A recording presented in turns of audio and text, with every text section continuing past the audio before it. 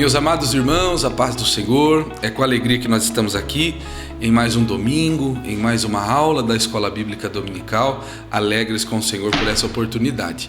Eu convido aos irmãos que antes de nós entrarmos no assunto deste dia, que os irmãos fechem seus olhos, vamos orar, pedir para que o Senhor derrame sobre nós uma porção da sua sabedoria. Oramos, nosso Deus e Pai, agradecemos ao Senhor por tua bondade e misericórdia em nos prover esta oportunidade de aprender a tua palavra. Continua conosco nesta manhã, fazendo-nos, ó Deus, ser ensinados por ti, por tua palavra, que nós avivamos com a verdade de nossos corações. É o que pedimos e agradecemos em nome de Jesus. Amém. Meus irmãos, hoje nós estudamos a lição de número 5, que vai falar sobre os inimigos do cristão, quais são as coisas que tornaram-se inimigos do crente, mas lembrando que nós estamos estudando nesse trimestre, os irmãos podem ver aí na capa das suas lições, estamos estudando esse trimestre sobre a carreira que nos está proposta, o caminho da salvação, a santidade e a perseverança para chegar no céu.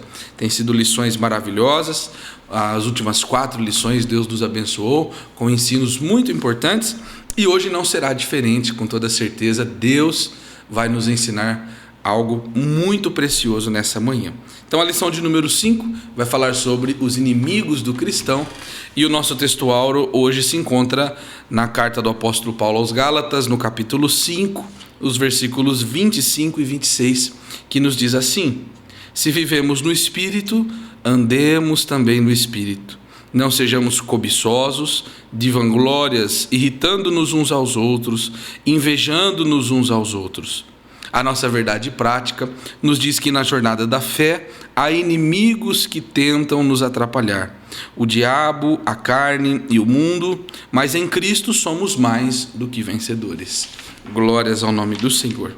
A nossa leitura bíblica em classe, irmãos, hoje se encontra em Romanos, no capítulo 6. Nós vamos ler dos versículos 11 ao 14 e também em 1 João, capítulo 2, os versículos 15 ao 17. Vamos fazer essa leitura. Primeiro, na carta aos Romanos, capítulo 6, e o versículo 11, nos diz assim a palavra de Deus. Os irmãos podem nos acompanhar aqui na sua lição da Escola Bíblica Dominical. Os nossos irmãos da CPAD colocam os versículos da leitura bíblica, que nos facilita muito, ou os irmãos que não possuem o exemplar da lição, que inclusive podem adquirir aqui na nossa livraria Fonte Viva, com a irmã Célia, com a irmã Lívia, aqui na nossa sede, ou os irmãos podem acompanhar na sua Bíblia Sagrada também. Romanos 6 e 11 nos diz assim: assim também vós considerai-vos como mortos para o pecado, mas vivos para Deus, em Cristo Jesus nosso Senhor. Não reine, portanto, o pecado em vosso corpo mortal, para lhe obedecerdes em suas concupiscências. Nem tampouco apresentei os vossos membros ao pecado por instrumento de iniquidade, mas apresentai-vos a Deus como vivos dentre mortos, e os vossos membros a Deus como instrumentos de justiça. Porque o pecado não terá domínio sobre vós, pois não estáis debaixo da lei, mas debaixo da graça. Agora, a primeira carta do apóstolo João, capítulo 2 e o versículo 15. Não ameis o mundo, nem o que no mundo há. Se alguém ama o mundo, o amor do Pai não está nele. Porque tudo que há no mundo, a concupiscência da carne, a concupiscência dos olhos e a soberba da vida não é do Pai, mas do mundo. E o mundo passa e a sua concupiscência, mas aquele que faz a vontade de Deus permanece para sempre. Amém. Meus irmãos, recebamos com alegria nesta manhã o nosso querido professor, o irmão Aguinaldo, será o instrumento de Deus para nos trazer este ensino precioso neste dia.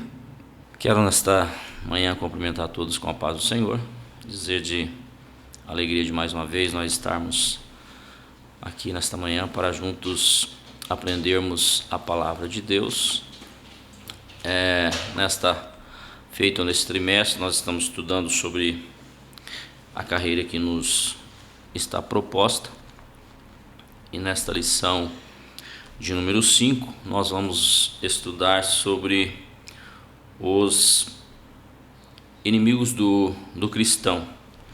Nós sabemos que a partir do momento que nós aceitamos a Jesus ou ingressamos nessa carreira, nós temos os nossos adversários, né? Aquilo que luta contra nós para fazer com que nós não alcançamos a carreira que nos está proposta, né? Como diz o apóstolo Paulo. Então nós temos desafios, nós temos barreiras, né? Para enfrentar. E nesta lição a gente vai ver pelo menos 3 grandes inimigos que nós temos, né? Que nós temos que enfrentar, que luta contra, né? A vontade de Deus nas nossas vidas. Mas por outro lado também nós entendemos que a Bíblia diz que maior é o que está conosco do que o que está lá no mundo. Então Deus é aquele que nos garante a vitória. Ele diz, né, que Ele já venceu por nós. Então nós temos que apegar, né, a sua palavra, a sua vontade, estarmos servindo Ele em espírito e em verdade, para que nós possamos continuar, para que nós possamos prosseguir nesta carreira, nessa jornada, pois sabemos que enquanto nós estivermos aqui, enquanto nós estivermos neste mundo, nós temos que lutar, nós temos que batalhar, nós temos que guerrear. É uma guerra travada todos os dias, né? Por que não dizer todos os momentos, todos os instantes? Nós estamos em luta, em batalha, em dizer espiritualmente. Mas confortante é saber que Deus está conosco, que Deus está do nosso lado. E nós vamos destacar aqui no primeiro tópico da nossa lição, nós vamos ver que o primeiro inimigo que nós temos que enfrentar é o diabo, né? Ele é o nosso adversário, é aquele que peleja contra nós, né? Aquele que não desiste, e sabemos que ele trabalha noite e dia para fazer com que nós percamos a esperança, né? Percamos a fé, percamos a confiança, a convicção no Deus o qual nós temos crido, no Deus o qual nós temos aceitado. Nós entendemos, irmãos, que o diabo, ele é real, né? Ele é literalmente uma pessoa. Nós vemos que na Bíblia, né, lá desde o Gênesis, ele já aparece. Nós vemos no livro de 1 Crônicas, no livro de Jó, né, quando ele ali se apresenta diante dos filhos de Deus ali para acusar, né, para contender, para tentar lançar uma prova, né, em Jó, começa a conversar com Deus ali. Então nós vemos esse relato, e nós vemos aqui que no Novo Testamento mostra a atuação do diabo por cerca de 25 vezes das 29 passagens dos evangelhos. E nós temos isso na Bíblia, a gente vê que ele batalha, que ele luta, né? Foi lá no deserto, na passagem que nós, bem conhecida nossa, né? Que nós vemos o diabo ali enfrentando Jesus, né? Querendo fazer com que Jesus desistisse, pegar Jesus ali na sua fraqueza, no momento que a Bíblia diz que após Jesus ter jejuado 40 dias, né, e 40 noites, teve fome, ele foi lá tentar Jesus, né, no ponto fraco. Então esse adversário, né, que nós temos, ele vai tentar nos atingir nas nossas fraquezas, nas nossas limitações, mas se nós estivermos firmados na palavra de Deus, com certeza nós vamos estar vencendo, né? Nós vamos estar certos de que a vitória, como a Bíblia diz, né, já é nossa em Cristo Jesus. Então nós vemos que ele é uma pessoa, ele existe, né? Ele é real, né? Se alguém aí tem dúvida disso, o inimigo, ele é real, ele existe. E a palavra, né, segundo o subtópico, vai falar sobre a descrição de Satanás. As escrituras descrevem Satanás como um ser espiritual, que ele pertencia a uma ordem angelical dos querubins, sendo o mais exaltado deles. A gente pode ver que enquanto ele estava ali, antes de se rebelar contra Deus, ele era um ser de importância, alguém que podemos aqui pontuar, né? Alguém que era graduado ali no céu.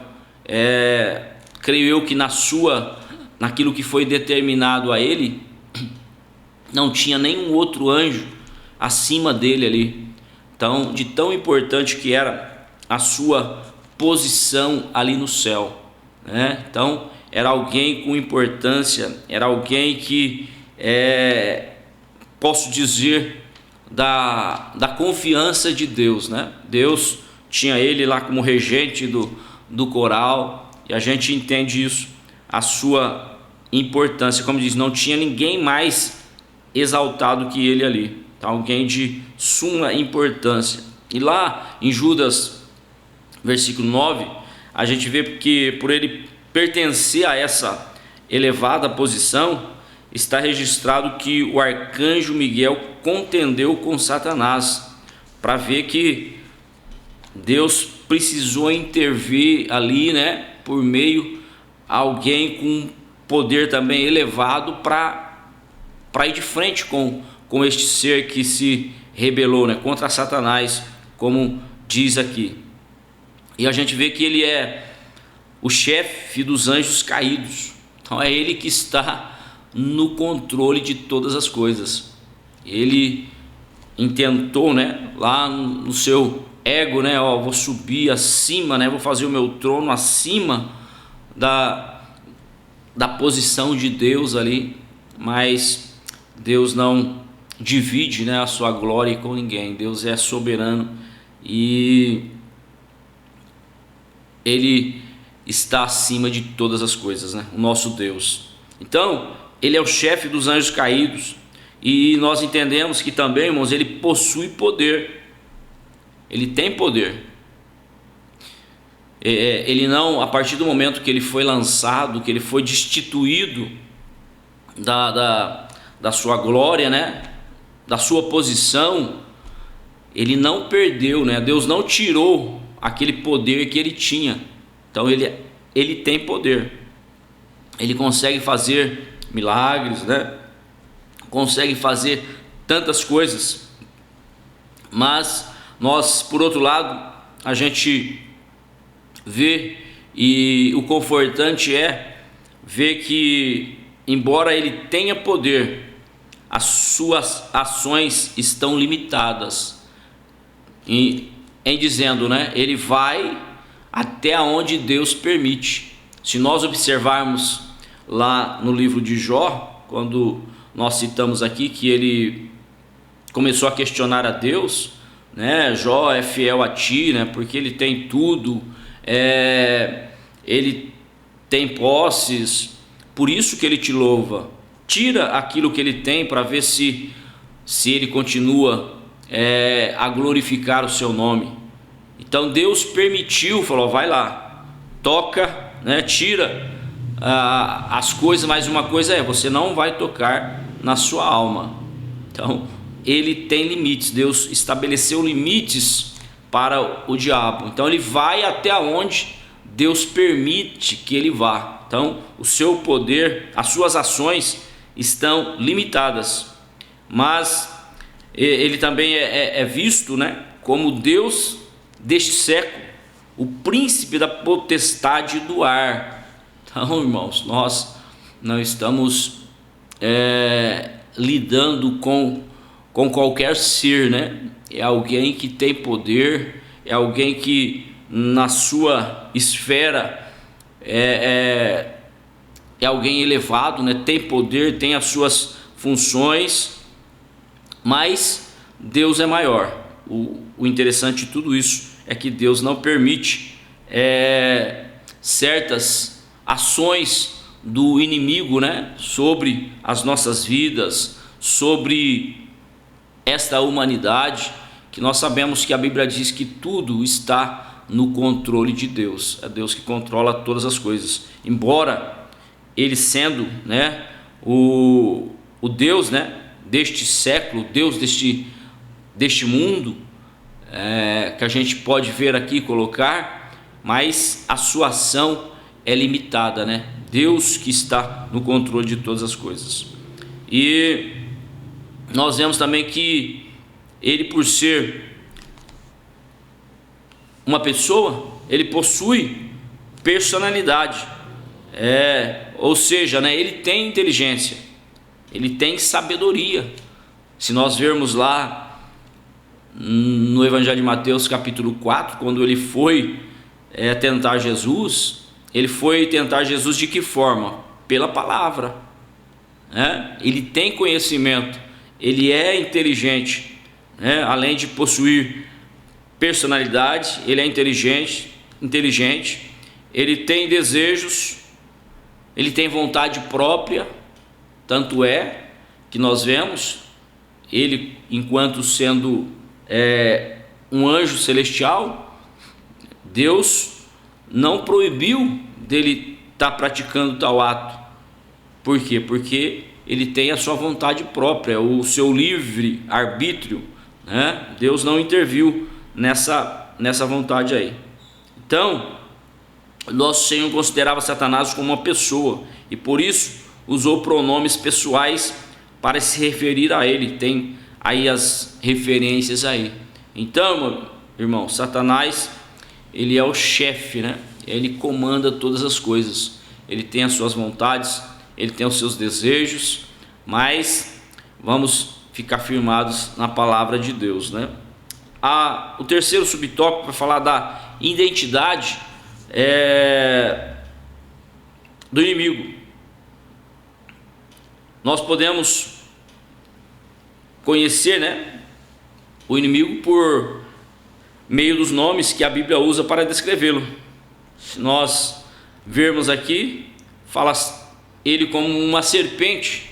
Serpente por quê? Né? Pela sua sagacidade, né? Pela sua astúcia. Ele não respeita posição, ele não respeita cargos, né? É independente, né? Como falamos aqui, Jesus, após ter jejuado 40 dias e 40 noites, ele foi lá tentar Jesus, pela sua sagacidade, né? Pela sua astúcia. Ele é astuto, e também ele é mencionado como Satanás, que é o adversário, ele é o opositor, também como o diabo, que aparece 35 vezes, né? Por que diabo? Ele é o acusador, ele acusa, né?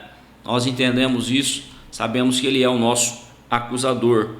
E mais, né? Tem outro nome, maligno, que revela o que? O seu caráter, a sua malignidade, né? Como o dragão vermelho, que revela a sua ferocidade, né? É alguém que não desiste, alguém que vai em frente, que vai à luta, né? Que está em todo tempo. A gente viu certa vez uma revista do Juvenis que ele trabalha 24 horas por dia, ainda faz hora extra, né? Então fala da sua bravura, da sua persistência, de não desistir, de não recuar. Mas nós também temos um Deus que não dorme, um Deus que não cochila, né? Um Deus que não vacila, um Deus que é presente nas nossas vidas. Ele é maior. E também fala ele como tentador.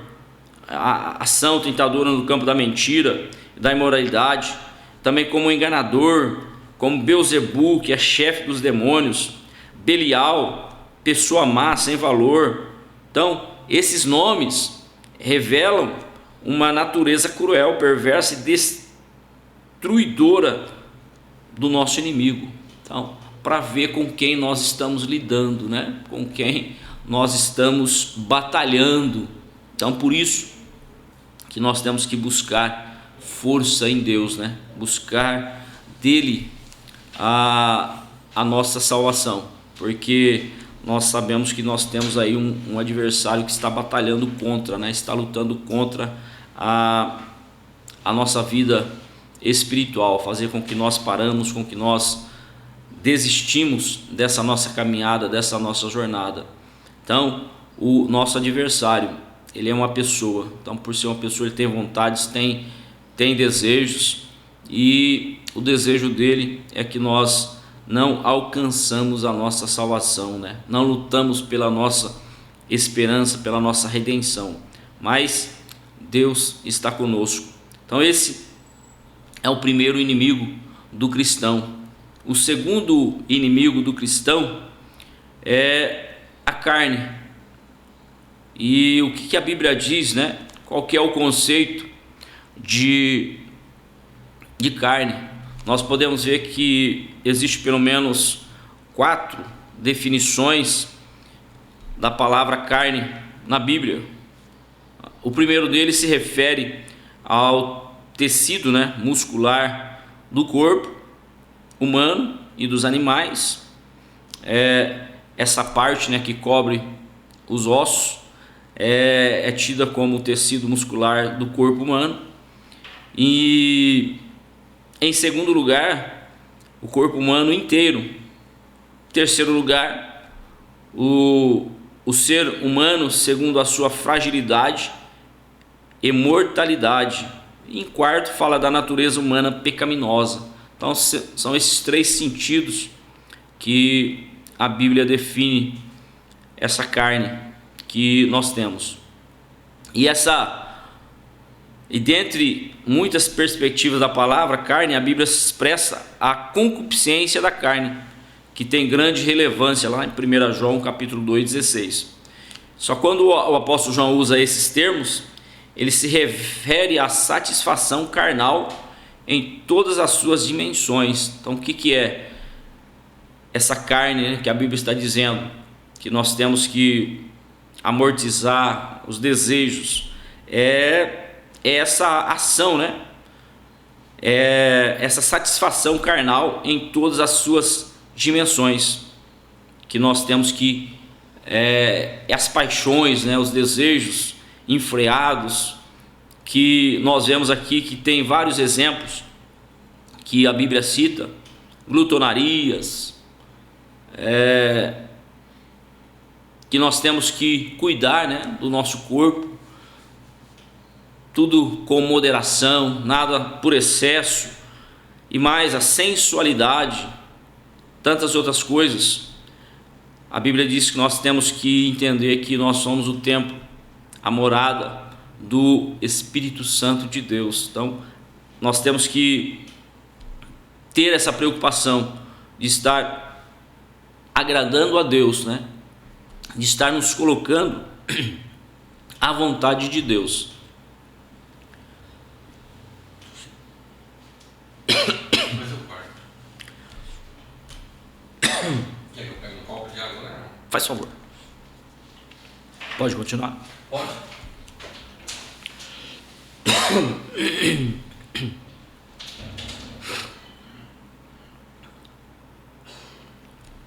Então vamos falar de glutonarias, sensualidades, bebedeiras, tantas outras coisas que a gente pode ver que são os desejos da carne, são os prazeres da carne que se opõem à vontade de Deus, né?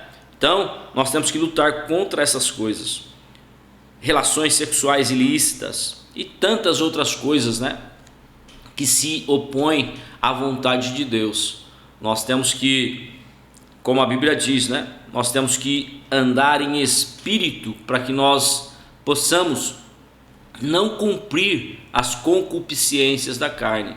Então, se nós estamos agindo na direção de Deus, mediante a ação do Espírito Santo, com certeza nós vamos estar fazendo a vontade de Deus, né? Vamos estar na direção de Deus, vamos estar agindo segundo a vontade de Deus, e dessa forma nós vamos conseguir estar lutando, né, contra essas paixões, contra esses desejos da carne que em todos os momentos, em todos os instantes tentam roubar, né, a alegria de estar servindo a Deus, dando ênfase a esses prazeres, né, que acabam sufocando ou tirando a vontade de servir a Deus das nossas vidas. Então nós temos que ter esse cuidado. Essa expressão revela que não há critérios, né, ou norma moral num contexto em que busca pelo prazer individual dita a tendência. É o egoísmo em grau elevado, né?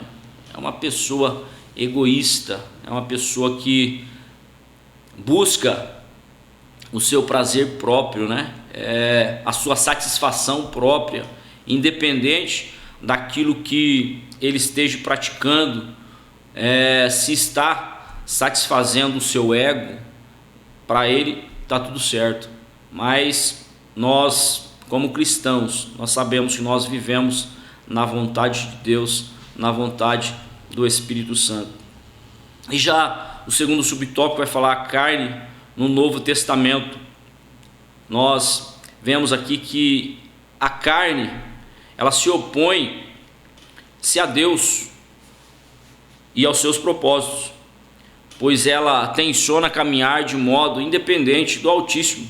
Seu desejo e vontade estão fora dos planos divinos. Ela faz com que o ser humano seja como se fosse o próprio Deus. Como nós vimos aqui, né? É o ego, é o egoísmo. Então a pessoa se coloca numa posição que é só ela e ponto, né? Não tem outro termo. Então a pessoa só vê ela ali, a sua vontade, o seu desejo. Mas nós olhando para a palavra de Deus, né? Paulo, ele disse, né? Agora não mais eu vivo, mas é Cristo que vive em mim. A vida que eu vivo agora, eu vivo ela no Filho de Deus. Então a partir desse momento, as nossas vontades, né? Os nossos desejos, eles estão lá dentro de nós, mas estão amortecidos, né? Estão lá. Agora é a vontade de Deus, agora é a vontade do Espírito Santo. Mas a pessoa na carne, né? Na carne nós não vamos conseguir agradar a Deus, né? Então nós temos que estar no Espírito. E em terceiro subtópico, né? Vai falar sobre a perspectiva doutrinária da palavra carne. A carne é a natureza humana depois da queda de Adão. Nós vemos que Deus criou tudo perfeito, né? A pessoa, o homem sem maldade, sem malícia, na sua inocência. Só que a partir do momento que ele pecou, né? O pecado trouxe toda essa consequência aí, né? Para as nossas vidas.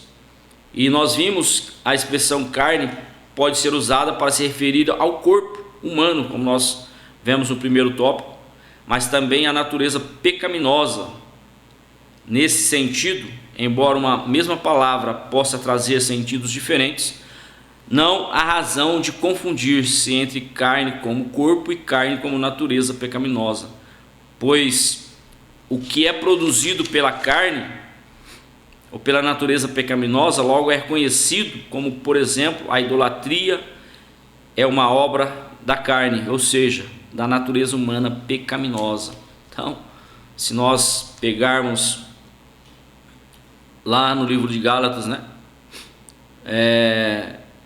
As cartas de Paulo, lá em Gálatas, capítulo 5, versículo 20, a gente vai ver as obras da carne. Quantas são? Então tem tantas coisas ali, mas como diz, né? Nós temos que andar no Espírito para que nós possamos não cumprir as concupiscências da carne, que está aí em todo tempo tentando nos tirar da presença de Deus, tentando nos afastar da presença de Deus.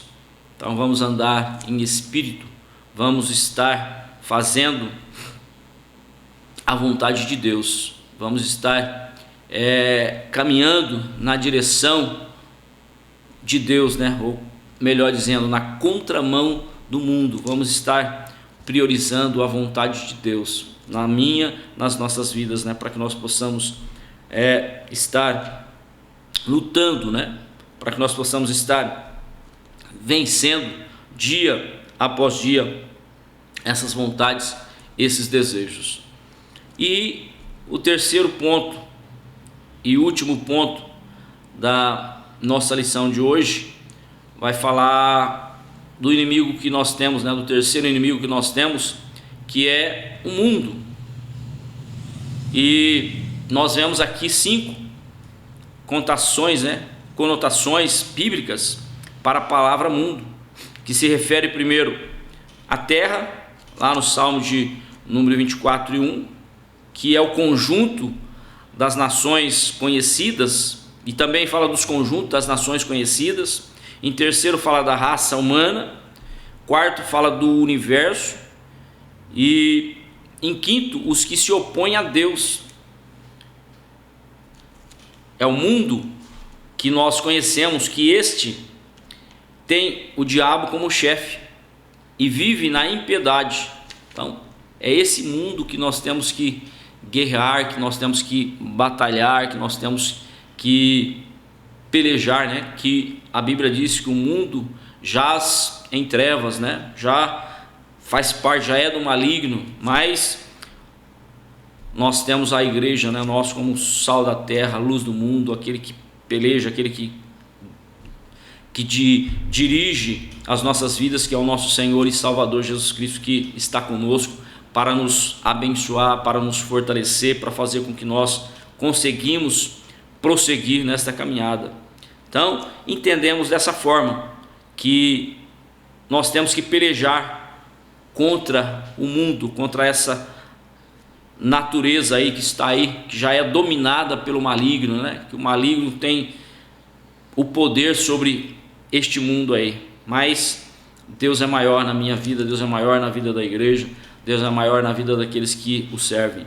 Então, a ideia é de uma sociedade separada de Cristo e que se manifesta contrariamente a Deus, pois está dominada pelos vícios mais infames e cujas as ações não condizem com a vontade de Deus. Se nós olharmos a condição desse mundo hoje, né, o que se passa nesse mundo, as pessoas estão cada vez mais distantes de Deus, cada vez mais longe de Deus.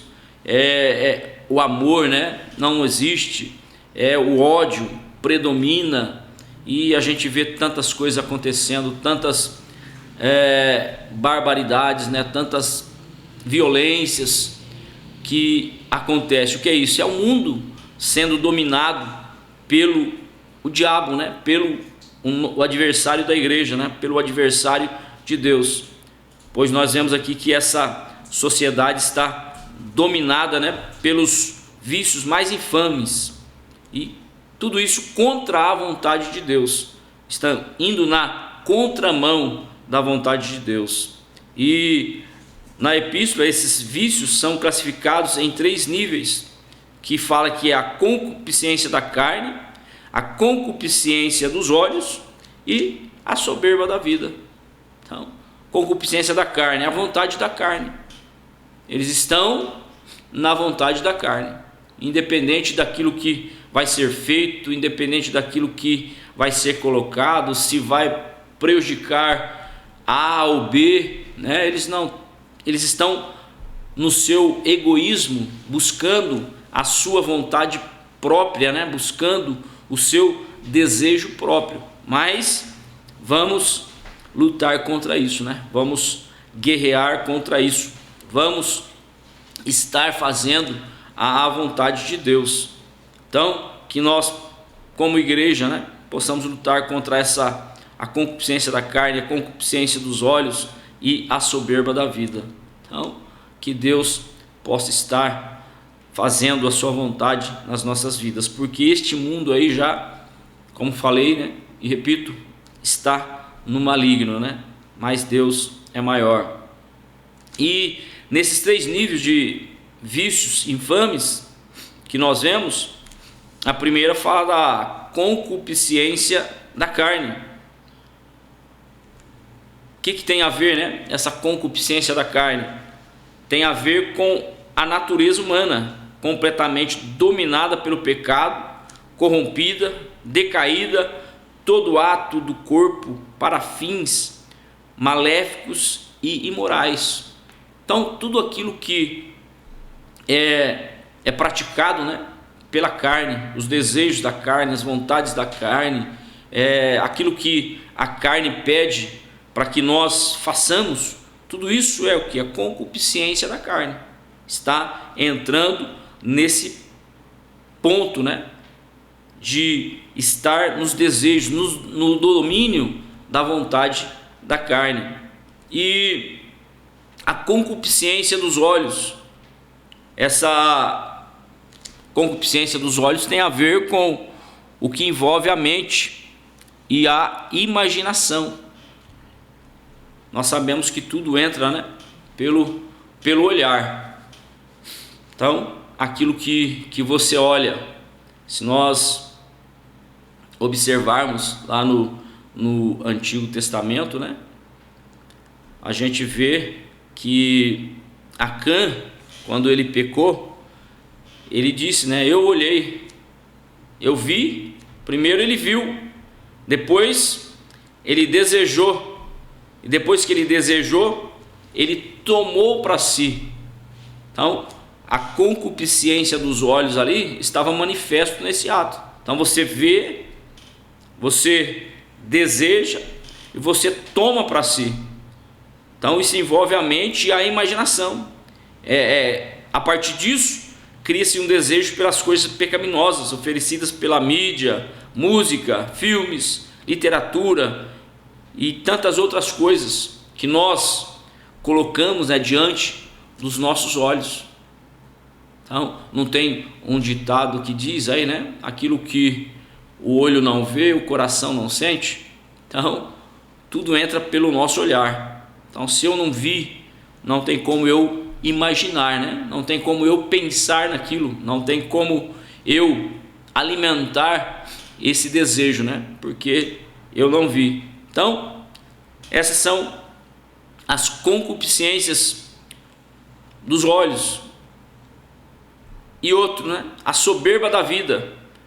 Esse nível de vício expressa a autoglorificação do homem no pecado, denotado o seu egoísmo, vangloriando, se exaltando, né? Ele é melhor do que A, do que B, eu sou melhor. Então a pessoa se vangloria, a pessoa se exalta, se coloca numa posição elevada. Mas, como disse lá atrás, né, que nós possamos deixar Deus, né, aparecer nas nossas vidas. Então, que nós não venhamos nos exaltar, mas sim deixar a vontade de Deus, né, ser presente nas nossas vidas. E o terceiro subtópico e último vai falar vencendo o mundo. Então há um sistema carnal que age sob o controle do maligno, que busca nos remover do caminho que leva ao céu por meio de ideologias anticristãs, que têm os seus estilos de vidas, que não glorificam a Deus, formas contrárias aos valores do Evangelho, que estão presentes aí, que a gente vê, observa, todos os dias pessoas lançam coisas, nós vemos coisas que estão fora da vontade de Deus, fora daquilo que nós entendemos como servir a Deus. estão tentando fazer com que nós paramos. E para nós vencer essas investidas, é preciso ter uma vida cheia do Espírito Santo de Deus. Então, é preciso andar cheio do Espírito Santo de Deus. É que a Bíblia diz: andar em espírito e não cumprireis as concupiscências da carne. É preciso também viver plenamente em Cristo Jesus. De que forma? Fazendo a vontade de Deus. Então, para nós resumirmos aqui, para nós finalizarmos aqui, irmãos, nós precisamos sujeitar a Ele, resistir ao diabo, porque nós temos uma promessa, né, que a Bíblia diz, Tiago 5:7, resistir ao diabo e ele fugirá de vós. Então, é o adversário que nós temos que batalhar, é ele que está no controle de todas as coisas, é ele que está no domínio deste mundo, deste século, né? É o Deus deste século. Que ele não venha cegar a nossa mente, mas que a nossa mente possa ser iluminada pelo nosso Senhor e Salvador Jesus Cristo. Se nós andarmos em espírito, se nós resistirmos o diabo, com certeza ele vai fugir de nós, né? Vai fugir de estar nos ali amedrontando, né? De estar ali nos afligindo, de estar ali nos colocando situações para fazer com que nós percamos a esperança, percamos a fé.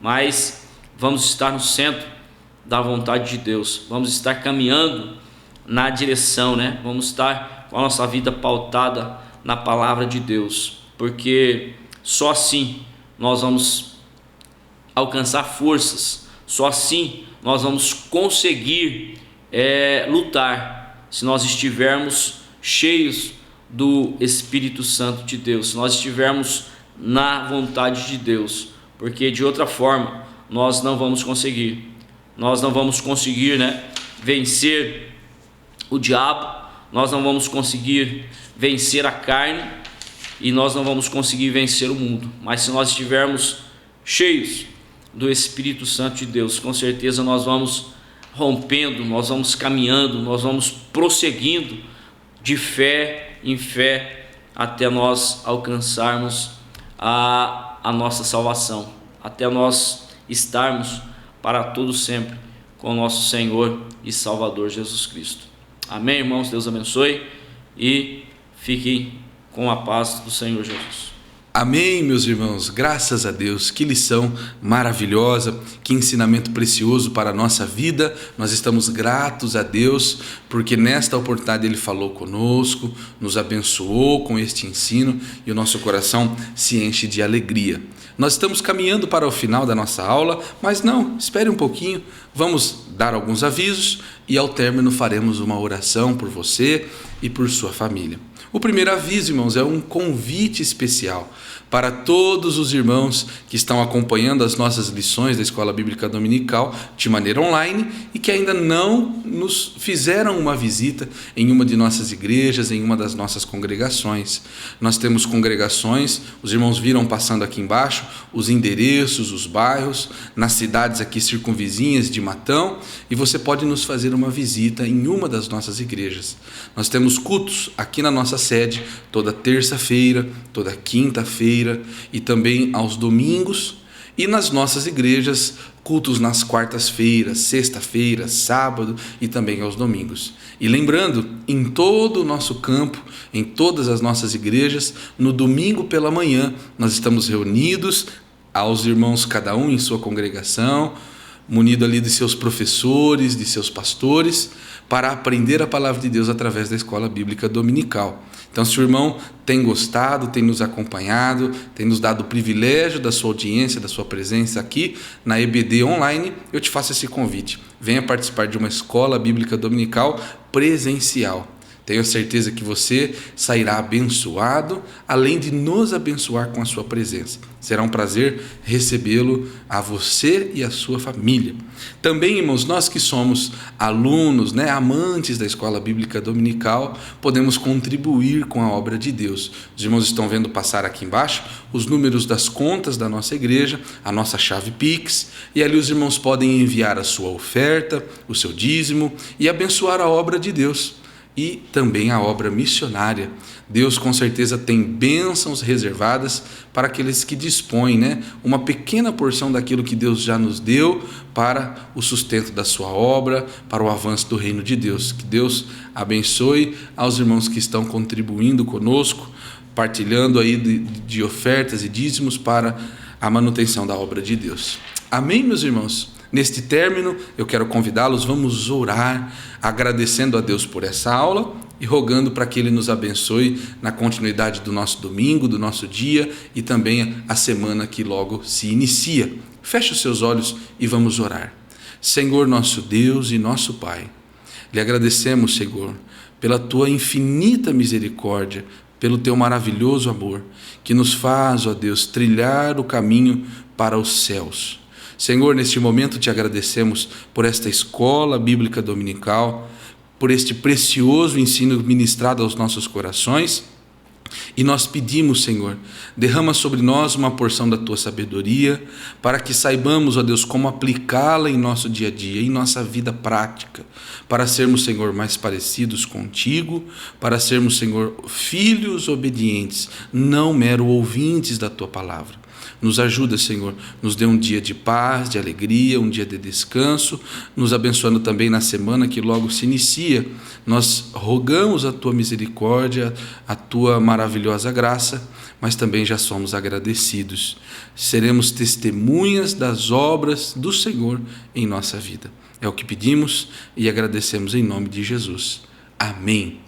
Meus irmãos, que Deus te abençoe, que você tenha um domingo feliz, abençoado, e nós nos vemos daqui uma semana em mais uma Escola Bíblica Dominical, que os irmãos bem sabem, é a maior escola do mundo. Que Deus te abençoe.